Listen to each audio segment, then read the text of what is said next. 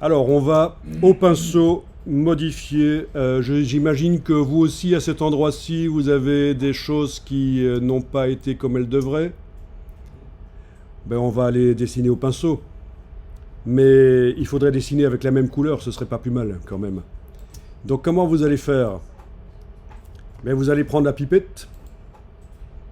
Et avec la pipette, d'abord, on va vérifier comment elle est réglée. La pipette, quand on prélève de la couleur avec la pipette, là au-dessus, il ne faut pas être en échantillon ponctuel.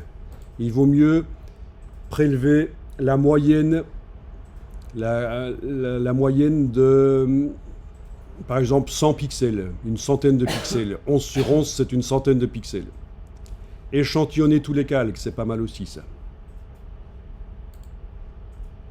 Si vous êtes en actif et inférieur, ou calque sélectionné, ça peut poser des problèmes. Mettez-vous en tous les calques, c'est bien. Comme ça, il tient compte de vraiment de ce qu'on voit dans l'image pour aller prélever. Pas seulement du calque qui est activé. En général, c'est comme ça qu'on règle la pipette. Elle a été réglée comme ça chez moi.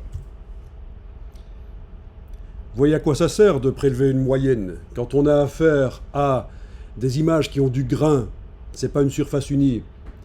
Ça prend une centaine de pixels, ça fait la moyenne couleur. C'est comme si le grain, on n'en avait pas trop tenu compte, quoi. Si vous cliquez sur le maillot, ça prélève la couleur, vous le voyez. Ok. Et c'est chaque fois la même. Ce qui ne serait pas le cas si on était en échantillon ponctuel. Là, si je clique et que je bouge, vous voyez que ça clignote dans la palette des outils parce que, en fonction de l'endroit, c'est une couleur différente. Voilà. Mais alors là, ce que je veux prélever, c'est la couleur vraiment du maillot sans le dessin par-dessus. Donc enlevez l'œil en face du dessin, le temps d'aller prélever la couleur. Voilà.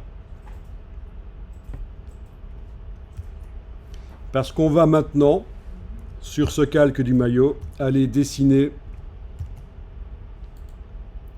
On va aller dessiner. Je réaffiche le dessin.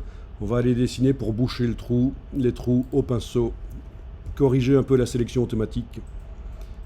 Donc, voilà. Avec un stylet, c'est encore mieux, mais bon.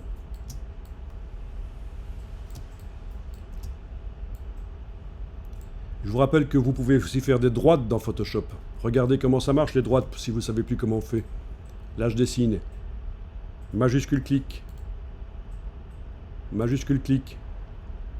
Majuscule clic. Voilà comment on fait des droites dans Photoshop, ça peut aider.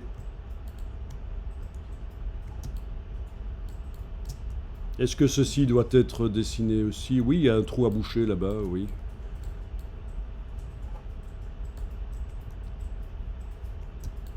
Oui, là, on pourrait même passer sur tout. C'est pas un problème. Parfait.